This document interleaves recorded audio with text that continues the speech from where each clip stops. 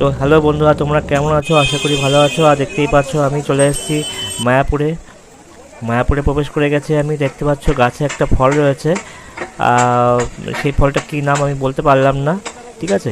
তো মায়াপুরে যাচ্ছি আমি। মায়াপুরে একদম ভেতরে মন্দির প্রবেশ করেছি, মন্দিরের চারদিকটা। আর এখানে দেখো জলের মধ্যে ফোয়ারা হচ্ছে। আর এখান থেকে দেখো দূর থেকে মন্দিরটা খুব সুন্দর লাগছে। চারদিকে সবাই ছবি তুলছে, তো আমি একটু তুলে নিলাম। তো এখানে দেখো এটা হচ্ছে নতুন মন্দির যেটা তৈরি করছিল, তো আজকে উদ্বোধন হয়েছে, তো সেই উপলক্ষেই আসা। দেখো আমি মূল যে নিউ যে মন্দিরটা তৈরি হয়েছে সেখানে আমি ঢুকছি এবং অনেকে দেখে বেরিয়ে আসছে। তো অনেকে হয়তো জানতে পারেনি, একটু ফাঁকা ফাঁকা ছিল।